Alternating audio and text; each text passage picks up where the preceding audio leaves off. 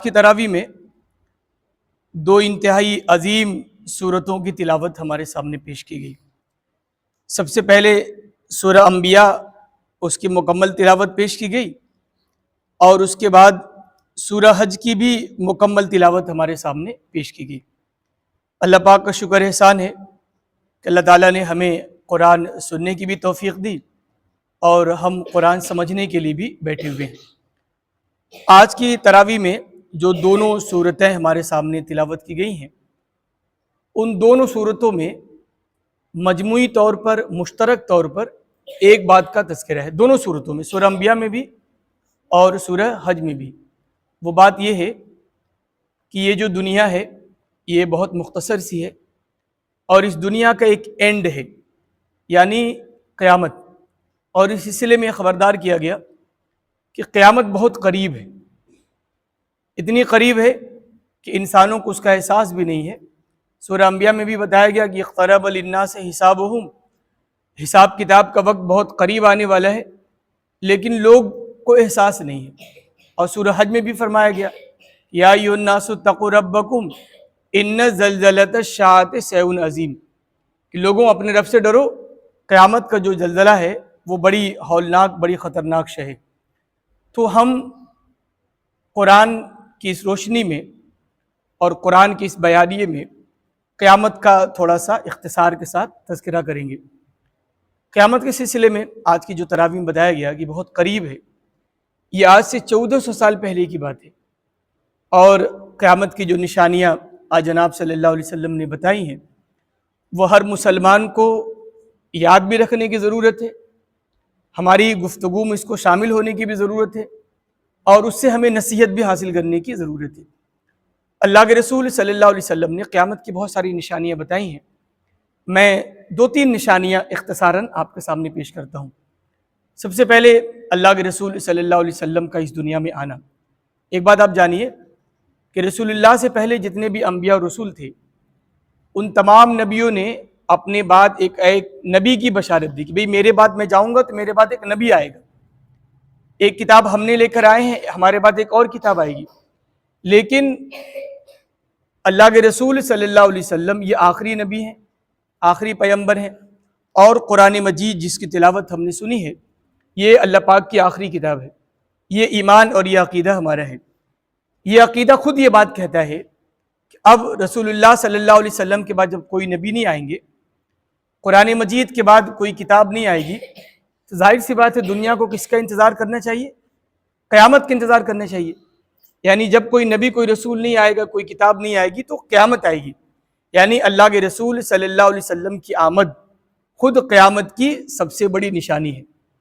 ایک حدیث میں آج جناب صلی اللہ علیہ وسلم نے فرمایا کہ انا وساعتی کہاتین، دونوں انگلیوں کو ایسے اللہ کے رسول نے کہا کہ میں اور قیامت ان دو انگلیوں کی طرح ہیں، جیسے اس انگلی کے بعد اس کا نمبر آتا ہے ویسے اب میرے بعد قیامت کا نمبر آئے گا۔ تو یہ قیامت کی پہلی نشانی ہے۔ ہم یعنی امت مسلمہ یہ بھی قیامت کی نشانی ہے، یعنی جس طریقے سے اب قیامت تک کوئی نبی نہیں آئے گا، کوئی کتاب نہیں آئے گی، ویسے ہی قیامت تک اب کوئی امت بھی نہیں آنے والی، قیامت اسی امت پر آئے گی۔ اللہ کے رسول صلی اللہ علیہ وسلم نے اس کی طرف بھی اشارہ کیا، اور حدیث ہے انتم والساعۃ کہاتین، کہ تم اور قیامت بھی ان دو انگلیوں کی طرح ہے۔ تو اللہ کے رسول کی جو آمد کی پہلی نشانی ہے وہ ہمارے سامنے ہم نے دیکھ لی۔ جب تک اللہ کے رسول اس دنیا میں رہیں گے قیامت نہیں آنے والی، رسول اللہ کے جانے کے بعد ہی قیامت آئے گی۔ اس کا تذکرہ بھی حدیث میں ملتا ہے۔ اللہ کے رسول صلی اللہ علیہ وسلم کی بڑی مشہور حدیث ہے کہ امسک ستن تکون قبل الساعہ، لوگوں قیامت سے پہلے 6 نشانیوں کو گن کے رکھنا۔ اولہن وفات نبیکم، پہلی نشانی کیا ہے کہ تمہارے نبی کی وفات، یعنی جب تک جناب صلی اللہ علیہ وسلم اس دنیا میں رہیں گے تب تک قیامت نہیں آنے والی۔ یعنی اللہ کے رسول صلی اللہ علیہ وسلم کی وفات قیامت کی دوسری نشانی ہے، اور یہ نشانی بھی ہمارے سامنے ظاہر ہو گئی۔ اللہ کے رسول اس دنیا میں آئے اور پھر یہ دنیا چھوڑ کے چلے بھی گئے، تو اس طریقے سے قیامت کی دوسری نشانی ہمارے سامنے ظاہر ہو گئی ہے۔ قیامت کی تیسری نشانی اللہ کے رسول صلی اللہ علیہ وسلم کی جو حدیث میں تلاش کر رہا تھا اس میں یہ ہے کہ امسک ستن تکون قبل الساعہ، قیامت سے پہلے 6 نشانیوں کو یاد کر کے رکھنا۔ پہلی نشانی اولہن وفات نبیکم، یعنی تمہارے نبی کی وفات، و آخرہن فتح بیت المقدس، اور دوسری نشانی کیا ہوگی؟ مسجد اقصیٰ کی فتح، یعنی جب تک مسلمان مسجد اقصیٰ کو فتح نہیں کر لیں گے قیامت نہیں آنے والی۔ یعنی قیامت کی دوسری نشانی کیا ہے؟ مسجد اقصیٰ پر مسلمانوں کا غلبہ۔ یہ بہت اہم ترین گفتگو ہے، انشاءاللہ پھر کبھی موقع ملا تو اس پہ ہم تفصیل سے گفتگو کریں گے۔ تیسری نشانی اللہ کے رسول صلی اللہ علیہ وسلم نے فرمایا کہ ثم موتان، قیامت کی تیسری نشانی کیا ہے؟ موت بکثرت ہوگی، قتل، غارت گری، بلوا اور لوگوں کی ہتیائیں بہت زیادہ بڑھ جائیں گی۔ اس کی طرف یہ تیسری نشانی ہے، اس کی طرف جناب صلی اللہ علیہ وسلم کی ایک بڑی مشہور حدیث ہے، حضرت ابو ہریرہ رضی اللہ تعالیٰ عنہ اس کے راوی ہیں، وہ فرماتے ہیں کہ اللہ کے رسول صلی اللہ علیہ وسلم نے فرمایا، مسلم میں یہ روایت موجود ہے کہ والذی نفسی بیدہ لا تذهب الدنیا حتی یاتی علی الناس زمان، قسم اس ذات کی جس کے قبضے میں میری جان ہے، قیامت اس وقت تک نہیں آئے گی جب تک کہ تم وہ زمانہ نہ دیکھ لو لا یدری القاتل فیما قتل، اتنی زیادہ قتل و غارت گری ہوگی کہ قتل کرنے والے کو بھی پتہ نہیں ہوگا کہ وہ لوگوں کو کیوں مار رہا ہے، ولل مقتول فیمن قتل، اور جس کو مارا جائے گا اسے بھی پتہ نہیں ہوگا کہ ان کا جرم کیا ہے۔ غزہ میں ہونے والی بمباریاں، معصوم بچوں کی ہلاکتیں، ایران میں ہونے والی بمباریاں، معصوم اسکولی بچوں کی ہلاکتیں، اسی بات کی طرف اشارہ کرتی ہیں۔ ان بیچاروں کو تو پتہ بھی نہیں تھا کہ بھی ہماری کیا غلطی، تو اللہ کے رسول صلی اللہ علیہ وسلم کی نشانی بھی ہمارے سامنے ظاہر ہو گئی، والموسم موتان، کثرت سے موتیں بڑھیں گی۔ ایسی قیامت کی ایک اور نشانی ہے کہ ثم استفاضۃ المال، اتنی زیادہ لوگوں کے پاس دولت ہوگی، اتنی زیادہ دولت ہوگی کہ آپ کسی کو 100 روپیہ دیں گے تو وہ کہے گا یہ کیا دے رہے ہو۔ حدیثوں میں ہے کہ کسی کو 100 درہم دیا جائے گا تو اس کو کم لگے گا، یعنی پیسے کی فراوانی، پیسے کی ویلیو اتنی زیادہ بڑھ جائے گی کہ 100 روپے کی کوئی ویلیو نہیں ہوگی۔ ثم استفاضۃ المال، پھر اللہ کے رسول نے فرمایا ثم فتنہ لا یبقى بیت من العرب الا دخلتہ، ایک ایسا فتنہ نمودار ہوگا جو عرب کے ہر گھر میں داخل ہوگا۔ اس پہ بھی انشاءاللہ ہم کبھی تفصیل سے گفتگو کریں گے۔ اس کے بعد جناب صلی اللہ علیہ وسلم نے فرمایا ثم ہدنہ، ایک صلح ہوگی، وہ اس پہ بھی ہم انشاءاللہ کبھی تفصیل سے گفتگو کریں گے۔ تو بہرحال قیامت کی یہ جو نشانیاں اللہ کے رسول صلی اللہ علیہ وسلم نے ہمارے سامنے پیش کی ہیں، یہ بتانے کے لیے کافی ہیں کہ قیامت یعنی قرب قیامت کا زمانہ بڑا قریب ہے۔ ہمیں اب قیامت کی تیاری کرنی چاہیے، پوری امت کو، عالم اسلام کو، پوری دنیا کو قیامت کی فکر کرنی چاہیے۔ تو یہ آج کی تراویح کا بہت بڑا پیغام ہے جو ہمارے سامنے پیش کیا گیا۔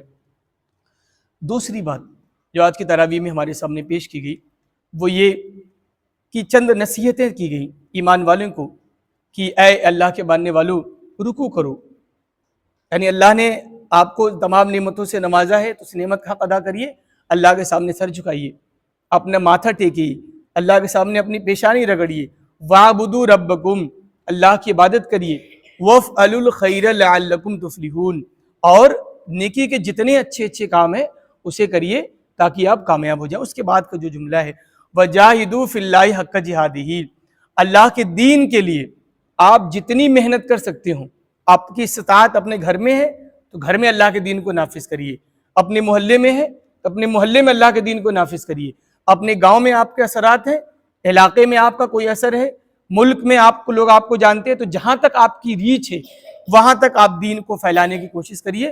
وَجَاهِدُوا فِي اللَّهِ حَقَّ جِهَادِهِ، اللہ کے دین کے غلبے کے لیے جتنی محنت کر سکتے ہیں آپ کریں، اللہ پاک نے اسی کے لیے آپ کو چنا ہے۔ وَاجْتَبَاكُمْ، پھر اس کے بعد فرمایا گیا کہ مِلَّةَ أَبِيكُمْ إِبْرَاهِيمَ وَسَمَّاكُمُ الْمُسْلِمِينَ، اپنے باپ ابراہیم علیہ السلام کے طریقے پہ چلو، اس نے تمہارا نام مسلمان رکھا ہے۔ اس میں بڑا باریک سا پیغام ہے، بس اسی پیغام کو ہم جاننے کی کوشش کریں گے۔ اللہ رب العالمین نے فرمایا کہ اپنے باپ ابراہیم کے نقش قدم پہ چلو اور اس نے تمہارا نام مسلمان رکھا ہے، یعنی مسلمان ہونا یہ ہماری پہچان ہے، مسلمان ہونا یہ ہماری شناخت ہے، دیوبندی ہونا یہ ہماری شناخت نہیں ہے، بریلوی ہونا یہ ہماری پہچان نہیں ہے، شیعہ ہونا یہ ہماری پہچان نہیں ہے، سنی ہونا یہ ہماری پہچان نہیں ہے، اہل حدیث ہونا، غیر اہل حدیث ہونا یہ ہماری پہچان نہیں ہو سکتا۔ ہماری پہچان کیا ہے؟ بھی ہم مسلمان ہیں۔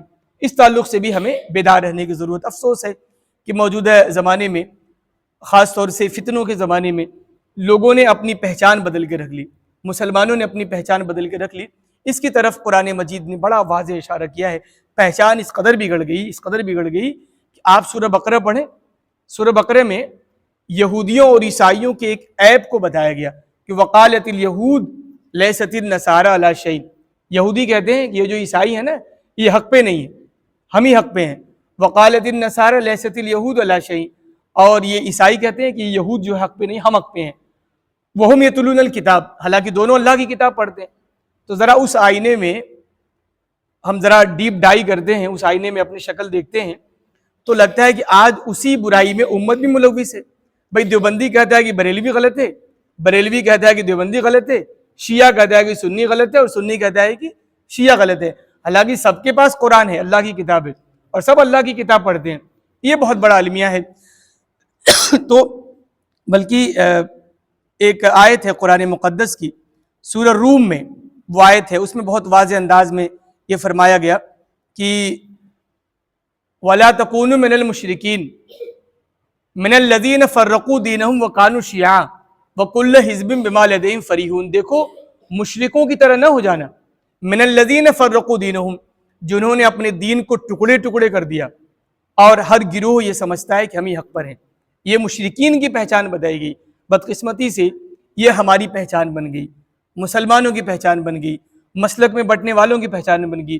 ایک آخری بات اس ضمن میں میں آپ کو بتا دوں، مسلمانوں کی جو پہچان ہے، ایمان کی جو پہچان ہے، وہ بڑی پیاری ہے۔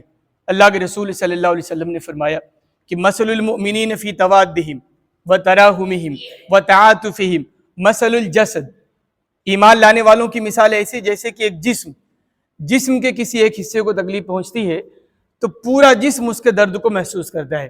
تو اگر ہمیں اپنے ایمان کو ناپنا ہے، ہمیں یہ پتہ کرنا ہے کہ ہمارے اندر ایمان ہے بھی کہ نہیں ہے، تو ہمیں یہ دیکھنا ہوگا کہ عالم اسلام میں مسلمانوں کے ساتھ اگر ظلم ہو رہا ہے تو ہمیں درد ہوتا ہے کہ نہیں۔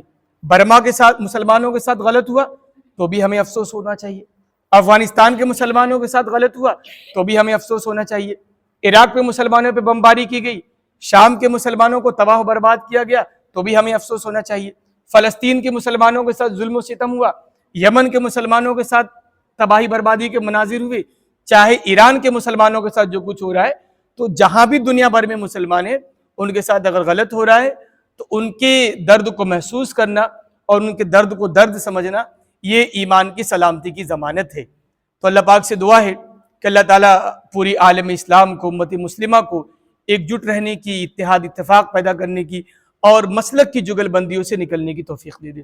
اللہ پاک سے دعا ہے کہ ہمیں قرآن مجید کی ایک ایک آیت کو پڑھنے کی بھی توفیق عطا فرما دے اور سمجھنے کی بھی قوت عطا فرما دے۔ آمین یا رب العالمین۔ وآخر دعوانا ان الحمد للہ رب العالمین۔